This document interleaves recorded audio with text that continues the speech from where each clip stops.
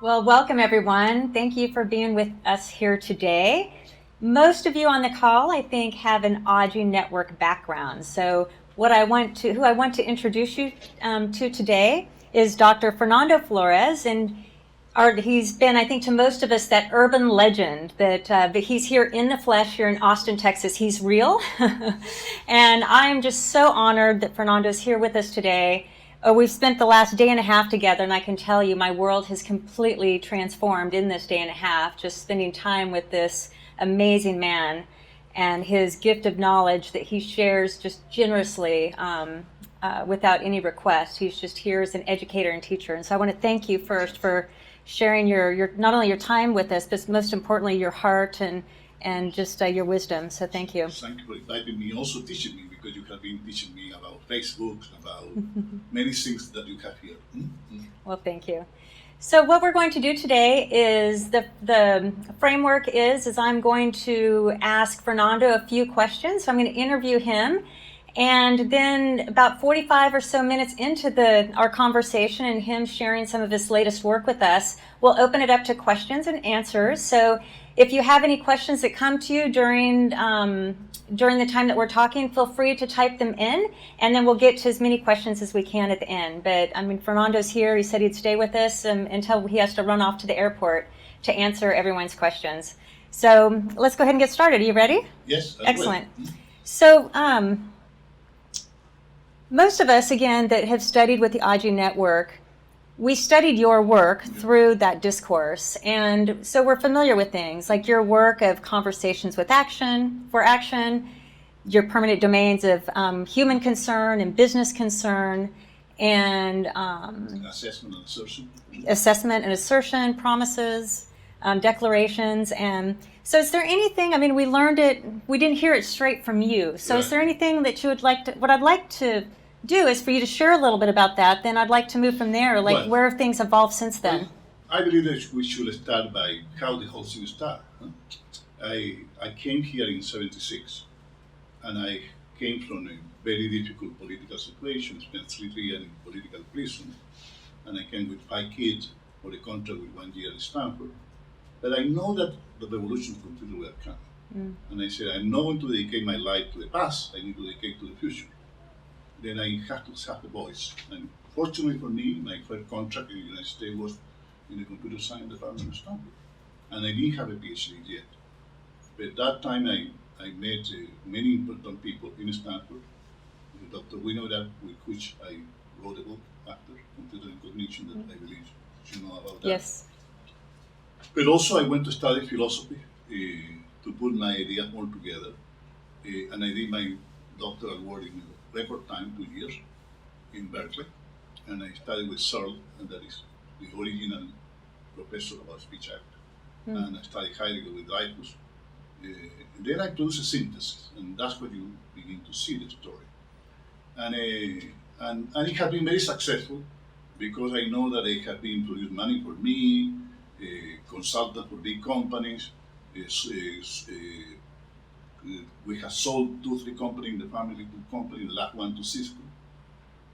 But in addition, we have a lot of impact, and people like Toby and others have using my stuff according to their interpretation. I respect their interpretation, but I suppose that mine is a little bit different.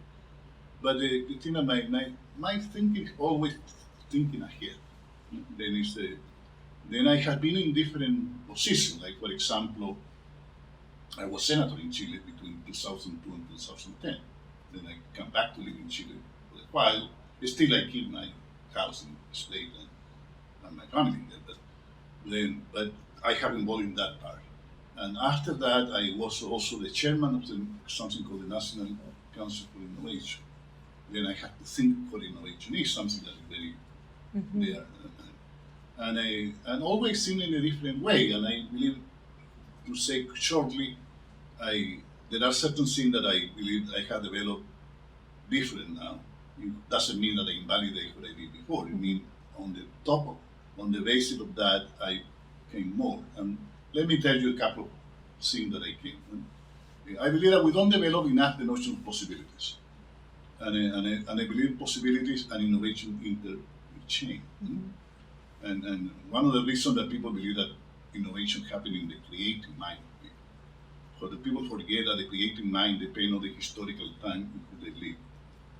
So Steve Jobs only can exist in a particular moment in history. Mm-hmm. The guy from Facebook now exists in a different moment in history. And they seem to accumulate and disappear, and this possibility is something very, very important. And this is a notion that Heidegger had pretty developed more. Then I have making that more practical. And I distinguish three kinds of possibilities. That is connected with concern, that is something that you Care about? the concern has to do with what you care about. Mm-hmm. But there are many possibilities that you don't care about that are also important. And then there are what you care, what you should care, and you don't care because you have no possibility for you. Then one of the coaching need to do is to open you possibilities. Mm-hmm. And that's something important. And the other is what I call poetical possibility, when you, some moment, are able to reinterpret the whole. And that's what I did with communication, that originally. And now I think that I am doing with innovation. But my passion has been in several other fields. And before I go to that and jump in there, let us talk a little bit about mood. The possibility, we say possibility, we think about the future. There are never possibilities about the past. Right. Yeah?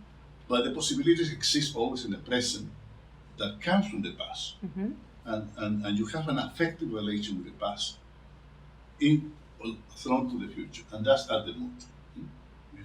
I love the word German for mood, that is your origin, is Bestimmung, that means tuning, attuning to the situation. And that's what I prefer to use, that the tune of the situation that possesses you.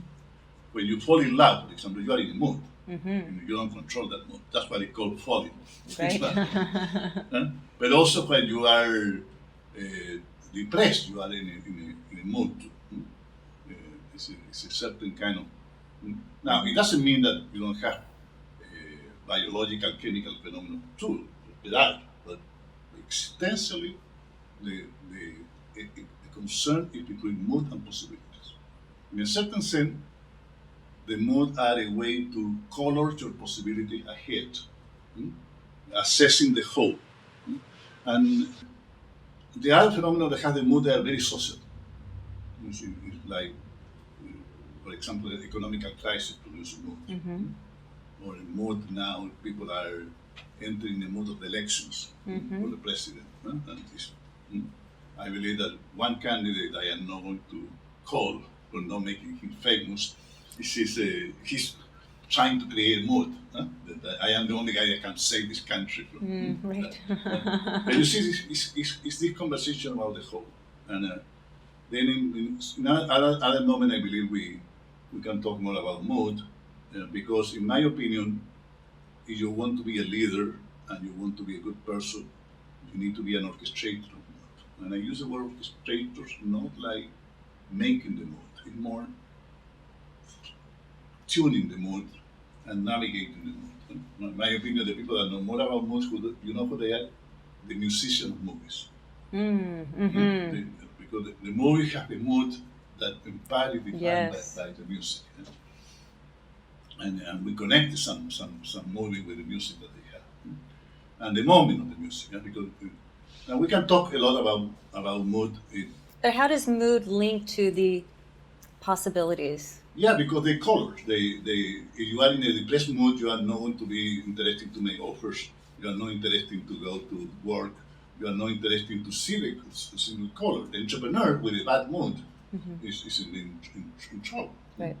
Then, now there are different kind of mood. There are what I say, the mood of the everyday life in different moments. When you wake up in the morning, you want to be in a mood to prepare to work.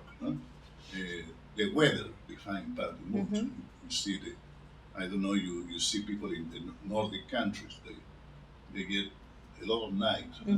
They have bad mood in certain there, and the other people in the Caribbean, it could be a big storm and they are in a party the next day. it's clear that have that story. But other has to do with leadership, economic condition. That's you need to record with me long to understand that. But I believe that the other part that I believe that you are interested by the kind of thing that you are interested, that we have talked, is what we call the existential mood. The mood that has to do not only what is happening now in this possibility, the more fundamental possibility for a human being. And the more fundamental possibility for a human being is to deal with the possibility of having a meaningful life, knowing that they are going to die. Now, we are all going to die, that is a fact, and it's something that after a certain age you begin to see that it's there. No matter how good are your diet and your exercise. Now, I know people in Silicon Valley that say they can solve this problem and they can live forever. Raymond's Kurzweil, for example. But it's another conversation. Then the mood, existential mood are very, very important, and I believe you need to cultivate this mood, and that's part of what I am trying to investigate, who they are, how to cultivate in a way that you can have what I call live a good life or having a good death. That it means that it's not about biology, it's about meaning. Yes. Because at the end, I don't know any guy of 90 years old that want to live forever. Because we have been extending the quality of life physically for ages. Many people. But to be 120, 110. Then the question of meaning is very important. And the meaning has to do with the quality of your relationship. Take the phenomenon of money that you are investigating. You say, well, money is very useful. Money gives you some power. It gives you certain capacity of taking care. But after a while, or a certain amount, it also can begin to be a disease because the marginal capacity to produce happiness is decreasing. Unless you are taking care of others. Phenomena. You see this guy, for example, Warren Buffett, that I have admiration for him. He giving big part of his fortune to the foundation that is going to be managed by Bill Gates. And because it's clear that he's not doing this, his life is not about money, finally. It's about something. No one wants to be the wealthy guy in the cemetery. Yes. That's the story. Then let us talk a little bit about the existential mood that I believe that they are important. One is what I will call awe. When we live, we hear the immensity of in which we are nothing.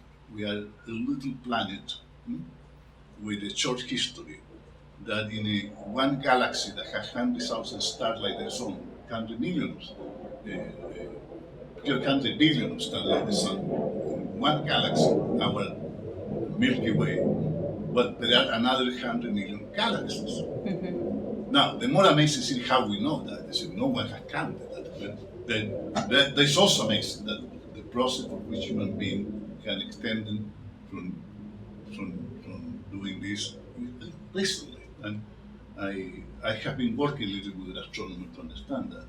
That's what I call awe. Awe. Awe is a mood of reverence, amazement, and it's religious and it's not religious at the same time. Because you can have whatever ideas you have, but you need to see there. And people say, well, but all start with a big man. Okay, fine. And what happened 5 minutes before? No one can answer the question. And et cetera, et cetera. That kind of question. The second question that you have is what I would call gratitude. You say, you are in the middle of that, you belong to that process.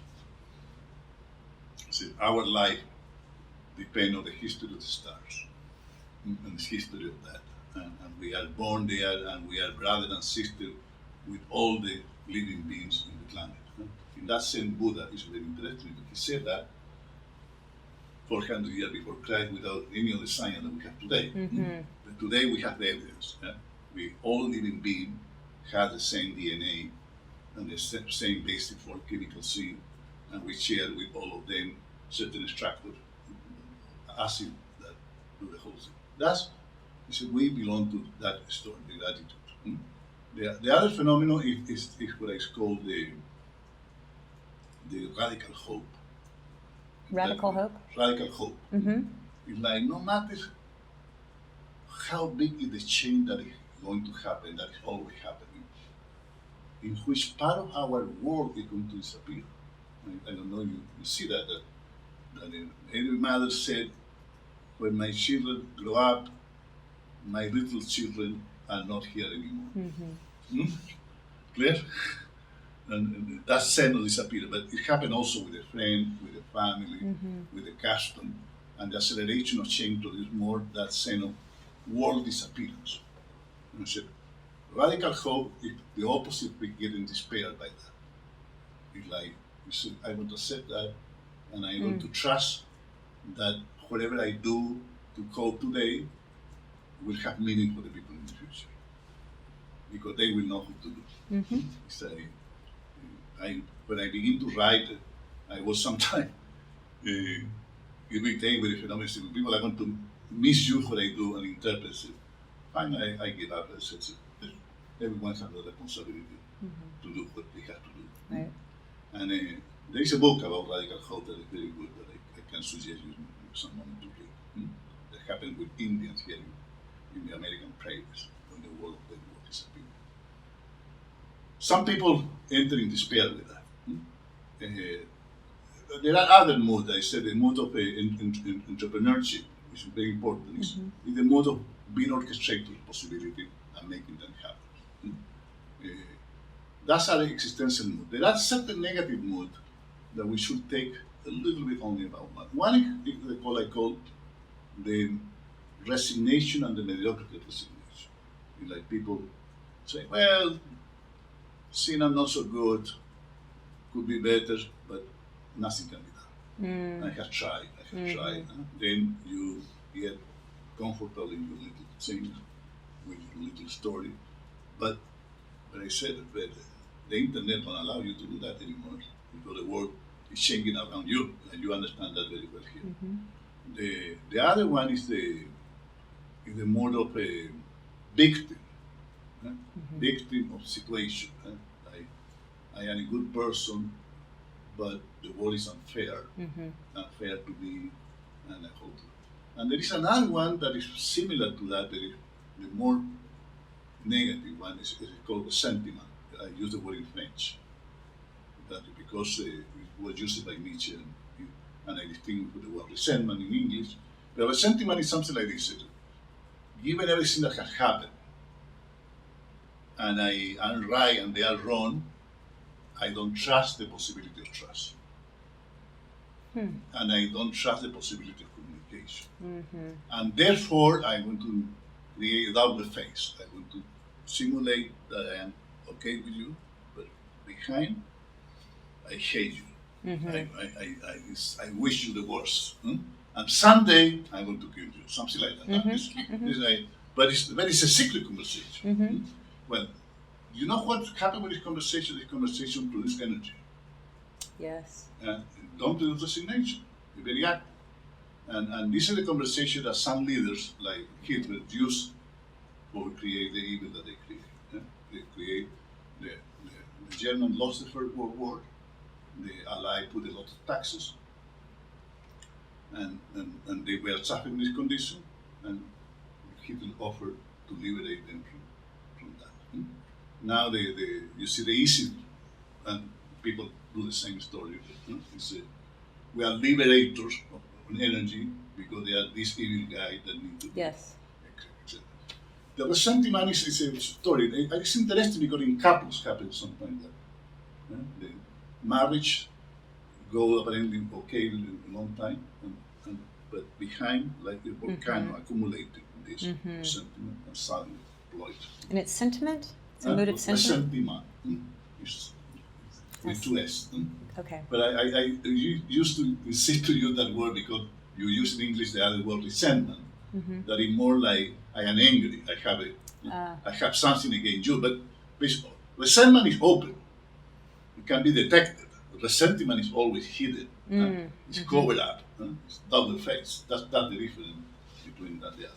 Well, then part of the program is how you cultivate a good existential mood and how you get liberated of the bad mood.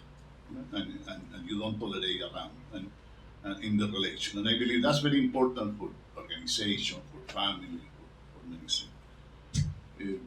That's part of what I have been working. Then after that, I think that I should go to another topic. Yeah, we talked about the idea of knowledge, skills, and sentimentality. Right. Here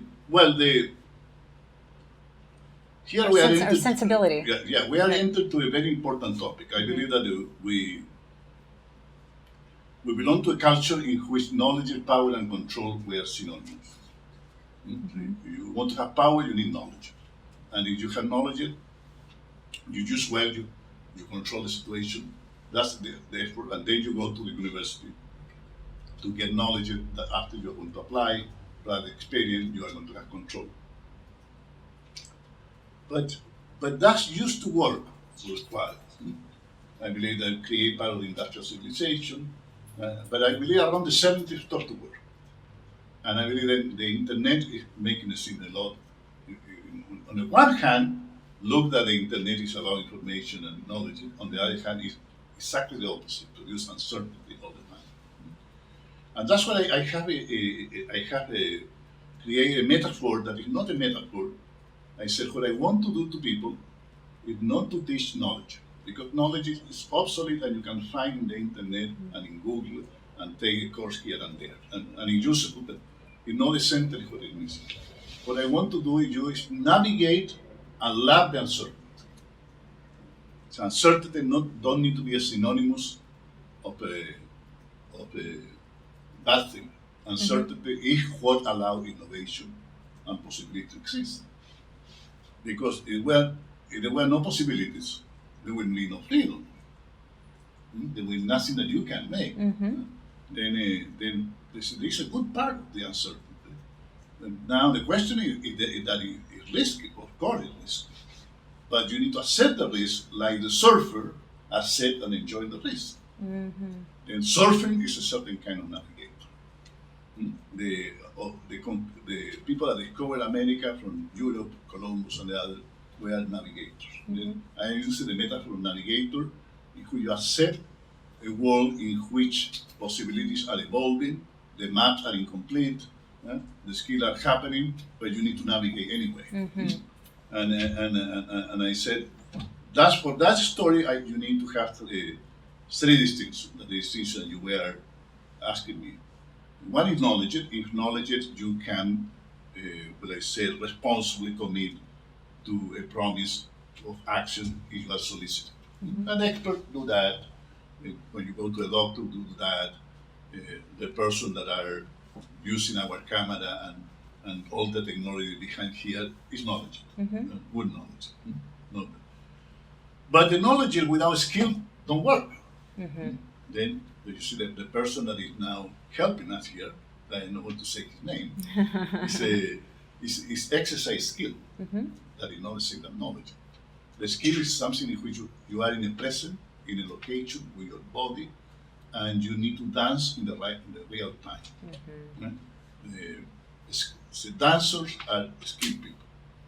Quarterback are skilled people. Musicians are skilled people. Good husband are skilled people. Good parent are skillful people. You need to dance with situations. You don't apply knowledge. Now you cultivate skills in which, of course, at the beginning, you need to establish certain distinctions. And I believe that's a very important change that needs to happen in the education, is cultivate skills. The other phenomenon is sensibility. That is more difficult to say. And sensibility has to do with being in the world, detecting that the world is changing and demanding new action, and you are ready there, but no one has seen that situation before. Then you need to have a skill, but you need to have more than a skill. You need to have what I call a capacity to read the world. Is sensibility like intuition, that it's but intuition still has the connotation of knowledge. Okay. Here it's been more like is a is a feeling in which you say, that means something. Let us go to investigate. Let us go to see there. And suddenly, if you had a good story, the whole thing is changing. Like for example, when I see in a week that the Pope talk about global warming, when Obama talk about global warming and make certain declaration, the Chinese Prime Minister come here and talk also about that. And today I saw one more that the President of the Bank of England, that never talk about this kind of thing, talk about global warming like an issue, where something is changing. And then if that change happen, the whole economy will happen. The incentive are going to another way. The technology going to be it's open a whole different space. It's also a space of battles. People still opposing, and people but there are an awareness in which new kind of entrepreneurship, new kind of politics, new kind of reality have enormous consequences.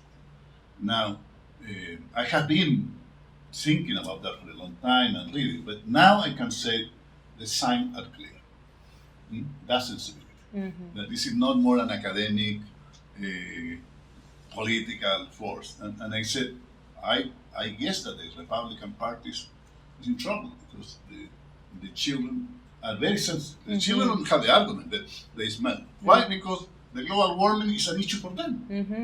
And that's something, excuse me, that I forget to talk about the mood before. The one important mood for being at peace is love for the future generation. You need to cultivate that. Your world could not be you and your family. Like you receive the gratitude from the past, you need to give to the future generations that. And that's why to be a teacher is so interesting job, because if you know that you are contributing to the future to people that you are never going to know. And that's the story. And finally, the other idea that we discussed today together was the notion of education and conversation. It's people have the notion that conversation is something in which you talk and the other do something. And that's not the conversation for actions.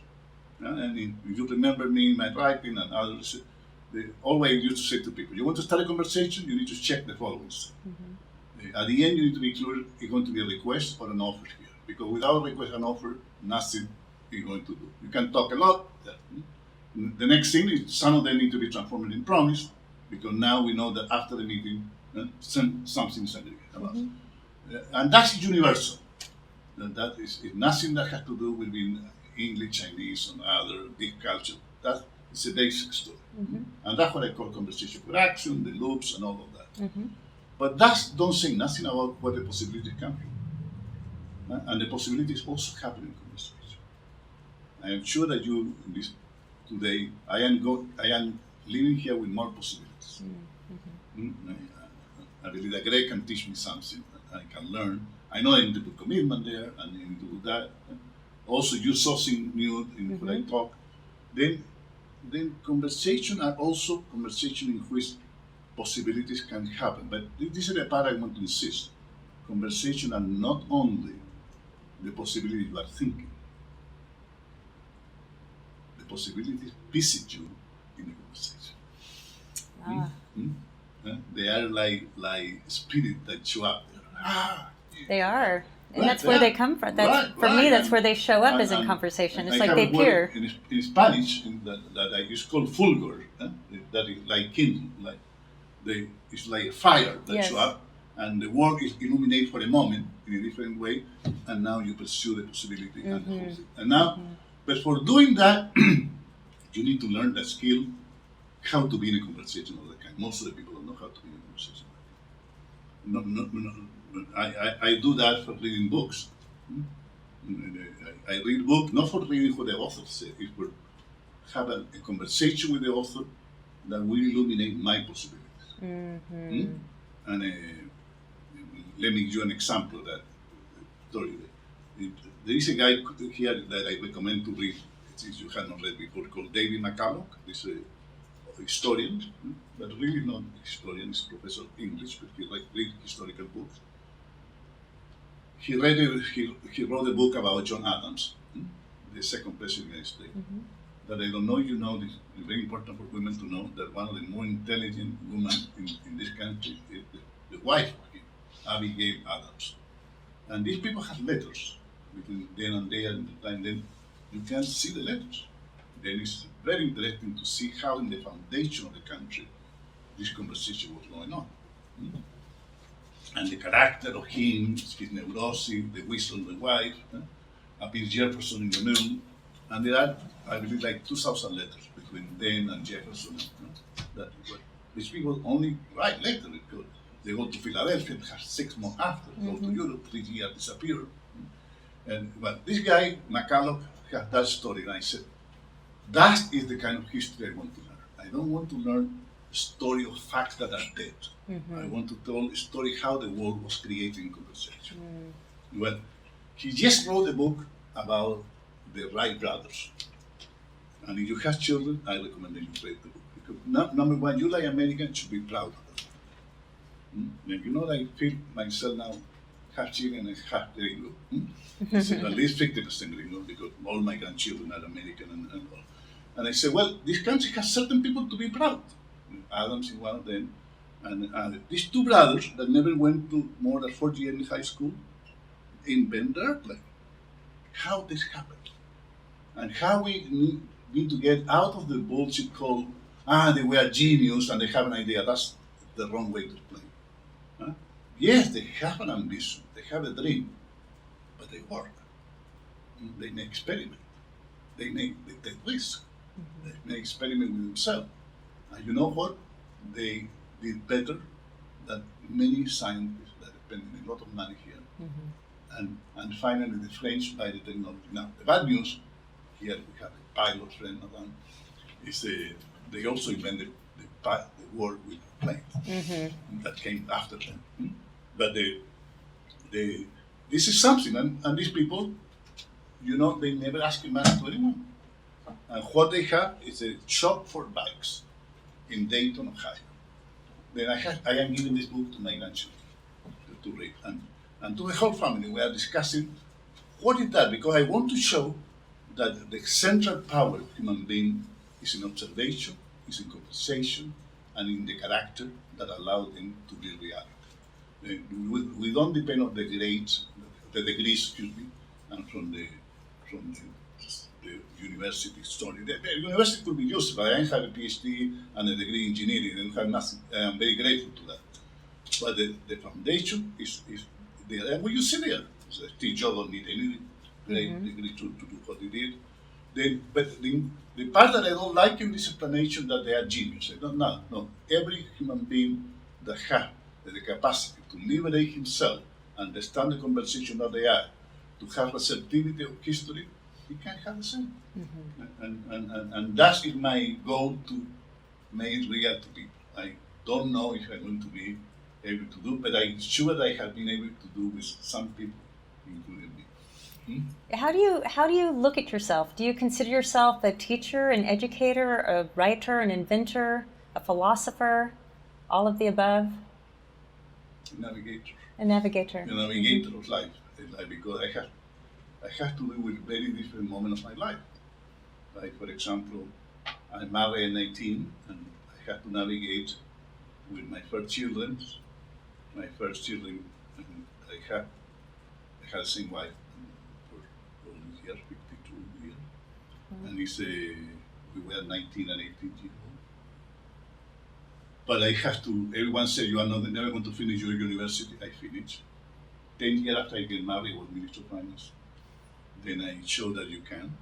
And then I had to cope with it. In some moment, for example, when I came here, I came here because I was expelled from my country. And then I arrived to computer science because they gave me a job there, but for a year. Then I need to ask the question, what I want to do here, what I want to invent. And then the question is, how I am to invent, this is the part that I believe very important, how I am to invent something that I am authentic with me, what I have been, but also new, in the sense that I am relevant for the people that are here. Because people begin to listen to me what happened in Chile, it would be very boring. I can tell to some people sometimes you can learn something from that, but the more important thing that I begin there and I begin to be a force in the question about computers, in which I was not an expert. But I said, no, computers are going to be about conversation, about communication. That's the origin of this theory, the origin of the theory that I want to build software. And that, after I have been recognized by this, like the contribution that the whole life of Winnow that changed, consequent of the encounter of both, but without Winnow that I cannot do it. Without Winnow, without me, cannot do it. Me without the thing that I have behind, I cannot do it. That's what I call the adventure of life. Then I am no more for money in this moment because I was in some moment I have to do it, money, educate my family and all of that. Now I have enough for doing whatever I want to do. But I have a what I call space for meaningful life. And that's what I have been doing with some of the programs I have been inventing. Well, and I see you as a navigator, Yeah. but it's from the time we've spent the last 2 days together, you're a navigator, but it doesn't stop there. No. Like you share and you see the Yeah, observations, right. the world, Yeah. and Yeah. have this desire just to Yeah, pass that along and to teach others. Let me correct what I asked. I want to be a navigator and a professor of navigation too. Like, and also, more than professor, I want to be also amazed with this story because you see, if I have time enough history, that's a good part of being in prison that I have time for doing certain things. I know that we need to shift the way that we are, but I believe the classical ideological political distinction, liberal, lefty, conservative, downward, they produce a lot of division. The possibility to have a science of how to be human is stupid, in my opinion. The moment that you have a science, we don't have more freedom. Then the question is how we navigate in the media of this interaction and we keep at the same time certain virtues that we want to keep. Because it's not only about new things. I believe in decency, in ethics, in goodness. I believe that we need to deal with the stress of life, and then we need to navigate our stress and our navigation. But also we need to be prudent. There are a lot of evil in the world too, and we need to detect and know all that. I think that I know countries like that I don't want to nominate that I go to the hotel and I never get out because I don't feel secure that nothing is there. At the end, then I said, yeah, I want to be there, but what I don't want to do is the innocent of a child that has questions that cannot be answered. That I say, this is very important for me. I have a lot of answers for certain things, and some of them are original, but also have a lot of questions that I know that I'm never going to answer. They only give me inspiration to move, but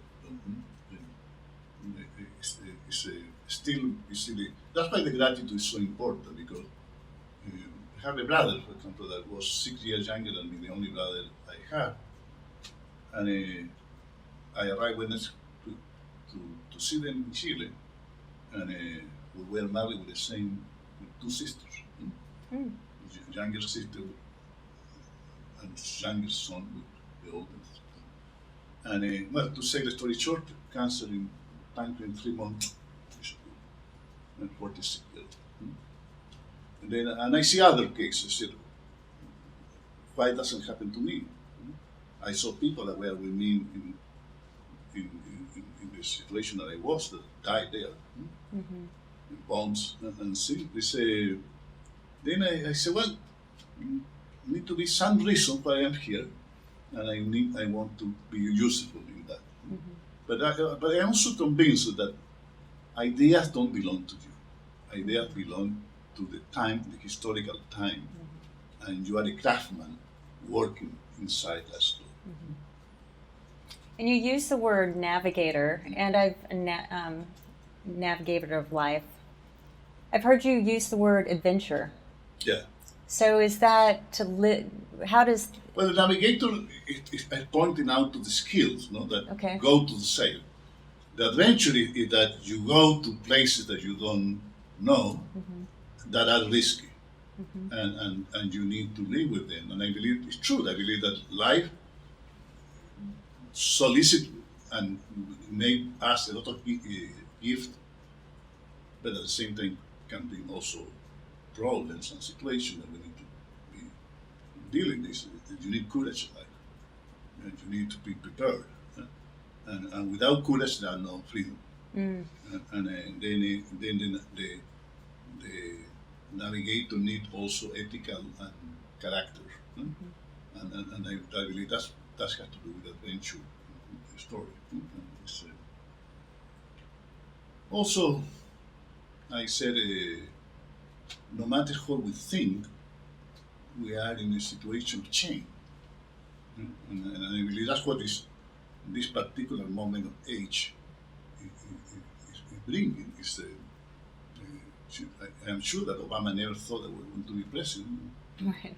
Make one speech in one place, you would think, you know, a lot of there he is. And the same happened with others. And then it's but it happened also with the kind of things that we invent. I saw Chris today here to work with you, how passionate he is about the intelligent use of Facebook. Then he knows a lot about network relation, what happened in the mind of people. Well, 10 years ago, no one was thinking that. This is an example of how new worlds appear. Yes. And because the world appeared before knowledge, after some people begin to master some knowledge. But we need to be sure. I almost can sign that 10 years from now, it's not going to be that way. It's going to be another way. What way? We don't know, because what is the new invention that is going to produce something that is going to change? Now, the part I am sure, and I believe we are partnering in that, whatever happens, the navigation is in a space of social power. Not never navigation. We are not talking about navigation in geographical space. That's a trivial now. Now in navigation, how we live with others, how we can overcome difficult issues and problems. That's why the global warming is so important. That's why the tension in the Middle East is so important. There are several issues that are there. Finance is a very important issue. Like, where were the economists and all the wise people and all university with the last financial crisis? Yeah. And you know this could happen when the Queen of England visited the Bank of England. Why they don't detect that? Because the good lady believed that the world is very organized. And the truth is that we live in a world that has the complexity that we have invented that we don't master. So we've talked about cultivating moods to create spaces of possibilities, or space of possibilities. And then you've talked to me about being an ambassador of possibilities. Right. That's the name of the course today. Okay. Yeah, I one friend of mine challenged me to invent a different way to do sales. That is, in my opinion, the more important skill for the entrepreneur. If you want to be an entrepreneur, you start with sales. The difference that entrepreneur sell possibility, don't sell object. The object appear after. And you are an example of that. I am too. Saying that no one asking me to invent this kind of thing and transform it there, and at the beginning I need to pay for the guy to listen to me. It's true. Then it's look what happened after. Then I said, well, the possibilities are happening always in a way that we are partially blind to them. Like, because we are focused in our world and our technology, in the thing that we do well, we cannot be observing everything that is happening, including, that's why the internet is so fantastic, because there is a machine that can open to you a lot of possibility and places, but you need to have a question. If not, you are, Right. you are nothing is, and our normal tendency is to live in our small worlds that we are masters. That's the way that we make our life. We are niche animals. That's part of being a biology. But the world, the universe is bigger, and the human world is bigger. Then he said, well, the trader, you see the Silk Road trader that go between China and India and Chile and Europe, Marco Polo, for example. And after the Dutch that go to Indonesia, all that people, the traders, the traders were ambassadors of possibilities because they need to bring possibilities to one place that's our product, to possibility to another place. And they said they said, well, what they bring? A species, what? Pepper, cinnamon, no. For us, that doesn't look nothing impressive today. Yeah, but in some moment, the whole world want that. Were the more exotic things in the world. And they were very risky. You need to cross worlds to have authorization. And the civilization is there. Another moment was the invention of the telegraph that connect people, change the story. That was invented by an American painter, Morse, in '83. Fair application of electricity. But if the people don't invent the electricity and an electrical current before, they cannot be Morse. That's the whole scene that we need to begin to see. They said, and the ambassador of possibility is these people that connect different worlds. And in my opinion, every sane person needs to do that. Every sane person. Because you connected a world component of one kind with unity of another kind, people from one local world to another local world, and you create the trust and the possibility of trust. Now, I distinguish the ambassador of possibility of closing sales. Closing is a moment of trust, a moment of true promise and interchange, what you call transaction. But they say, no, the ambassador of possibility is more detached. He said, we're going to be friends, we are going to talk.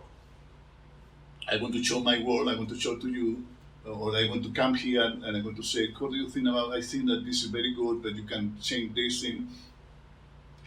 That's what I said, is not a lot of money, it's pre-transaction, but it's the moment in which a shared world begins to create and the beginning of trust begins to be created.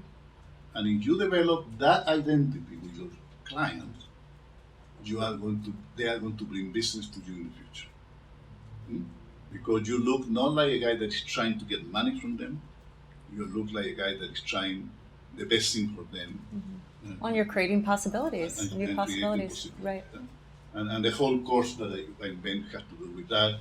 But after doing the course, I discovered that the notion of ambassador of possibility should be a way to be in the world for anyone else, not only for sales. That's the story. So one other question. There are a lot of business owners, entrepreneurs that are with us today. What's your distinction for an entrepreneur? What is an entrepreneur? Well, an entrepreneur is a person that pulls resources to bring possibilities that are not here yet, that can be transformed in a space of products and satisfaction to people. That's why I distinguish between a normal businessman. A normal businessman do what they do all the time, and sooner or later they're going to be a commodity. The entrepreneur is a guy that is inventing niches that have not been explored before, but he recognized like possible.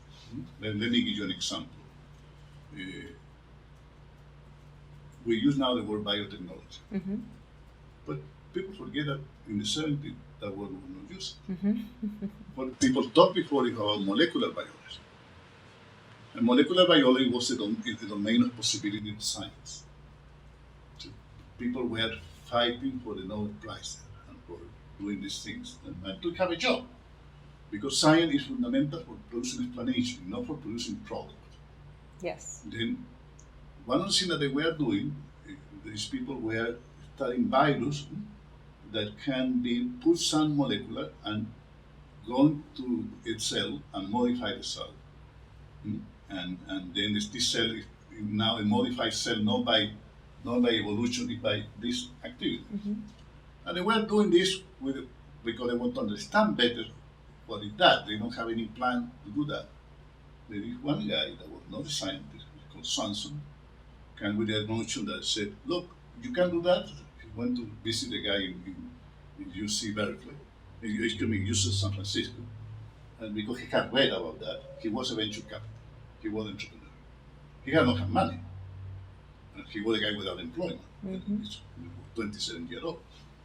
But he said, if you can do that, why you don't put this way, why you don't put a piece of DNA from a human being, Mr. So and so, and you get a piece of DNA. Do you know how to find that about insulin? Because insulin is a complex protein that is necessary for people who have diabetes. And the people who have diabetes, they have the insulin from pigs, but through a very complicated process of collecting from slaughterhouses, sending to Indianapolis or sending to Denmark, and then the people do a chemical process and they do. But he said 20% of the people have allergy to the pig's insulin. Why we don't produce human insulin? This is what I want you to see. The entrepreneur was inventing the possibility in the practical tone that the other guy had the capacity to realize. The scientist had never thought the whole thing. They never thought because they had ambition. He kept writing paper and I said no. Then they made a partnership, famous partnership, $100,000 from the air and a napkin in San Francisco. And you know who they create? Genentech. Wow. That's the history of Genentech. And Genentech began to be the first company, biotech. And now, when the guy came back to the school to tell that was doing this, all the other professors, because the guy was not very important, the Boyer, that now is very wealthy. I know because I know some of these actors. One is a friend of mine. They said, well, if the guy can do this with this protein, why we cannot do with this other? And that's the way that one of the history of space. Then you see, you invent a possibility, but also you invent a space in this case. And now we say, well, we have a kind of applied biology to produce products. That's biotech. And people say, well, but agriculture is a certain kind of biotech. Yeah, for sure, it is. When you cross story, then that's what the entrepreneur is. Then now, how I teach entrepreneurship, that's very interesting. I know that this conversation is to finish soon, and I know that this is not a class, it's a conversation. There are the more difficult thing to teach in life is that you need to make people learn what they imagine is true. See, Columbus never discovered America because he was sure that he was arriving to India. Consequence of this, the native from here that still called Indians. Then that's a phenomenon. Part of our past always is there. The great illusion for people is that they are objects, they are reality, they are procedure, they are knowledge. They say, no, they are nothing like that. They are only historical dance of human beings in which manifested language, and they dance and dance, produce things, and nothing to go to the other ones. And I believe a philosophical entrepreneur is a guy that is aware of that. I have educated myself for that. And the only time I see that it has made my life more simple and more powerful. That's entrepreneur. That's different than an inventor. Inventor is something else. Well, will you share with everyone while we get the questions up? Do we have questions? There's a question up. Okay, the screen's down. Yes. But what are you offering now? What are you? What I am doing? Yes, what are you doing? Well, I have an enterprise with my daughters, number one, that is called Pluralistic. And my daughter Gloria is around here, and me have invented a course that is called West, in which we train to people to produce emotional competent work in small groups. That, in my opinion, is the basic foundation for any management enterprise. And you have this company here, you depend on 20 people, and inside the 20 people, probably there are 6 or 7 that are more crucial, that are the core of the company. If the relation there don't work, and the coordination of work, and the emotion of work, that's what we make present. And it's a lot to learn there. It's a triple discovery, and we use game for doing that. And we are starting program in January, third at the end of January, and you can find this in pluralistic networks. That's the name of the Okay. story. Also, I am doing a program now that I will call Dwelling. That's how to live well for dying well, for people that are in that kind of quest. It's a 2-year program, and I lead this having my passion, because every time I make a course, the first student is me. I make a course I have questions that I want to answer. Then, in the process of doing this, I discover things that after can be taken about innovation, about other things. And now I am thinking to do something big about finance. That's a different story, but I need a very peculiar way of working. I don't want to work with big groups now, like I used to do. I want to work with 50, 70 people, because I am using a lot the computers to have conversations. Because my central skill that I teach people is to have conversation in groups and using that like a way to get this mastery of receptivity of ideas that we are talking about. And this is the story. And I have partnerships of different kind. We own a high school in Chile. I am teaching a cultural transformation at the Big School of Engineering. I am pretty busy. Yes. That's the truth. But you have these new offers that are now available, and people can find them on pluralisticnetwork.com. Right. Okay. Right. And I hope that you invite me again to come to Austin, then we can do something here. Exactly. All right, so we have a question. How do you build the skill of conversation for possibilities? Well, like I said, let me give you there are certain philosophical ideas that we need to have clear before we answer this kind of question. See, reality is not more object. How you think about the story. One of the notions that has come to me now in the last 5 years, 6 years, is how important are emergence and contingency. You say life emerge and also disappear. You say not only emerge, it can disappear. Like one day, the steam machine appeared in a coal mine in England, and after working more these people, finally they come the railroads. And the railroads change many things. And now the railroads are almost insufficient. Never fully. My father used to be a railroad engineer. That's why I have a passion for the railroad. But the same happened with other things. Now are the drones appear. And how these whole things get together is something mysterious. Because this is the second notion of contingency. So we believe that contingency is random bad accident. No. Contingency is the phenomenon in which two unexpected events of a series of events cross together.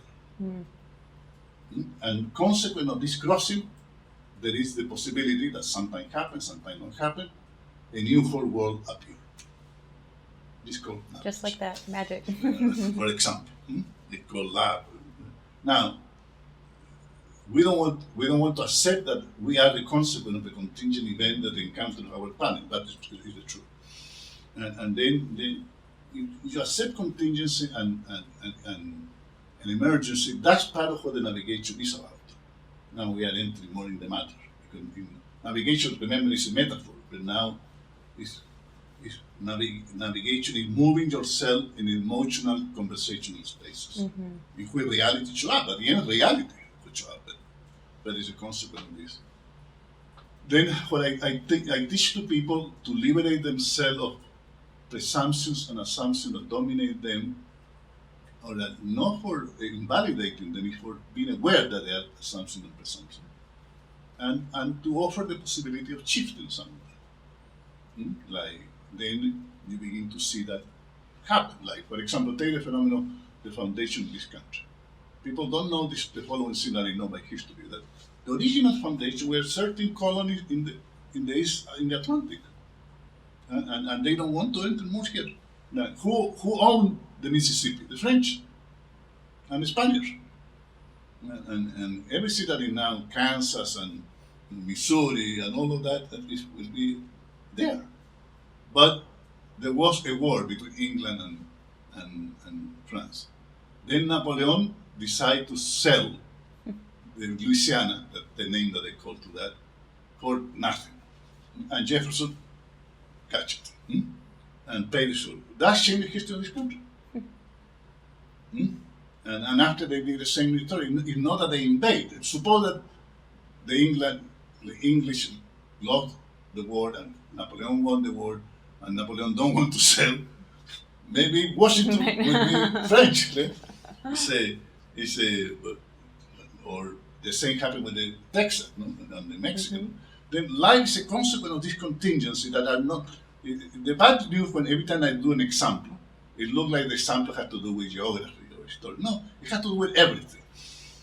It had to do with science and technology, accident, all of that. Then you need to learn to listen historical possibilities, and I have a way to teach that. And inside that, you develop yourself. The second part is relationship, and because uncertainty happen, but it's not random. Then you have a more rich network. Your possibility to cope with possibilities, first detecting and second coping, could be richer. Then that part is also important to do. And that's why I make, for example, one of the things that we do in my course now is to say, you are a patriotic American that want to do America, or you are going to be this bullshit that said, oh, I want to not tolerate the Chinese do this following thing. That pure story. China is a country pretty big, being 1,003 million, and for people that are not informed, in this moment I believe that America have a debts by loans from the poor country of 1.6 or 1.8 trillions dollars. It's fascinating, but most Americans don't know that story. And it's very curious because you buy to them, and after they take the money and they make loan to you. Well, that relation is so important for the world, not only for American and Chinese, that you Americans need to be competent about China. Because they're getting competent about you. Yes. And we don't know nothing about the language. I have been there. Then it looks immense. Then one of the things that we do, for example, I can guarantee to you that I know how to teach you in relatively few sessions and few reading something that makes you competent about, minimal competent about dealing with China. Like, for example, why China opened the market, what at the moment, the whole thing. And then you need to do the same about other things, technology. For example, there is this phenomenon about the end of banking that is going to happen. Certainly the end of money is coming. Facebook and Google are going to be money company in the future because money is interchangeable. Piece of little power that you receive, etc. There are several things that you need to be aware. And what I have discovered that you cannot do this alone. Right. Alone, look, that's why I am creating communities on the same way that you have there. Where we cultivate something, and we are at the same investigating. Like, for example, how we make orientation to your young kid that coming from college without orientation. Then I said, we need to send them to school, but at the same time we need to offer them participation to make sense, because the school are not making sense anymore. Yeah. Well, let's answer another question. How do you think we should be teaching our children or young people to surf the possibilities of uncertainty? Well, let me tell you about something I have experienced more than answered. I own a high school in Chile, private high school, in the 1,000 people. And I have been teaching them about commitment and language and conversation, but also giving freedom. Then, and sometimes we found that the children are the more difficult ones, are the more creative ones. Then we need to offer energy. And now, because all the children are already in the digital technology, so we need to not to limit that. But we should not take digital technology like equal knowledge. It's not knowledge. For them, it's a field of play. And then we are doing experiment, doing physical thing with Arduino and technology and doing Kit, and other were learning programming and how to apply this to art. That's what we do there. And but with my family, I have conversation about certain things with books with them, and I see videotape and I show them. So one thing I have been making myself expert is to show people how history emerged and bring possibility and destroy possibility. Then by reading, I begin to do that, and then I say to them, well, if the Wright brother did that, why you cannot do yourself something like that in the future that is going to be different? And this idea that they can write the future with others, no imposing, is something useful. Now, in certain children, you need to deal with the bad mood that they have. The loss of self-esteem, the loss of self-confidence. Then we do that with adults and things like that. I can now begin to do a workshop here because I will be, but we know something about that. So one more question, and I think we're going to have to get you to the airport. What additional thinking or distinctions of trust do you hold since writing your book, Building Trust in Business, Politics, Relationships, and Life? That's a good question. I don't know if I want to do the second edition of the book and write one chapter more about trust and politics. Or I want to write a book about trust in politics and relations in different ways. I have a friend of mine that had worked, a student of mine, and had worked with me in the past, that he's also expert in dealing with the phenomenon of the relationship in very wealthy families. And very wealthy families accumulate resentment. Normally, there are many conversations that don't happen. The power that the money and the character of the founders of the family is create an opportunity for everyone and a problem for everyone. And they don't know how to have conversation. And he have invented a notion called candor. That a candor is where people dare to say what is not said, with the hope that that will open a moment of love. And I believe sometimes happens, but sometimes doesn't happen. Then we are trying to understand more the art, what needs to happen with the other. And I believe the same phenomenon happens in political relationships. For me, the more terrible situation that happened historically is the relation between the Palestinian and the Israeli. I saw yesterday knew that the Israeli and the Palestinians decided that the Oslo agreement that they had 3 times is not valid anymore because they had been blah blah blah. Then that already they're going to be, it's like Hamas won in a certain sense. Yes, I believe that we need to deal more with the distrust in not only in the relation that we have in that book, we have also the distrust that we have in the bigger game, like expert, for example. Can we trust the economists? Can we trust the bankers? Can we live without the banker? True. And how we can do about that? And that we come back to many of the topics that. The answer to the question, yeah, I have been thinking, and I have not been written especially about that, but I have been written about more. Okay. Well, thank you. So thank you to all of you. I hope that I have not been so disorganized. I try to be with the mood that the kind of question. Yes, thank you. Okay. Well, and if you have any more questions for Fernando, or even wish to thank him for sharing his wisdom and his gratitude and his self with us, please email me back, and I'll make sure to forward anything that you send me to Fernando. And we appreciate you being here with us today. And really, it's my honor that you're here again. I've looked at you as like my sensei, and to me, it's like you're real. And thank you. Yeah. I'm also very happy that I visit Austin. Like the first time in my life, I had 2 failed visits here because a friend of mine used to live here, professor in Austin. I wrote a book about trust with him, but he died. Then when I went to camp, he wasn't here.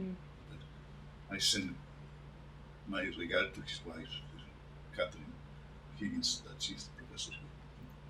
Great. And the great news is Fernando is available to all of us in the future, and we look forward to possibly doing things together. So thank you so much. Appreciate your time. Let us know if there's any questions or comments. Like I said, we'll forward it to Fernando and his team. All right. Thank you.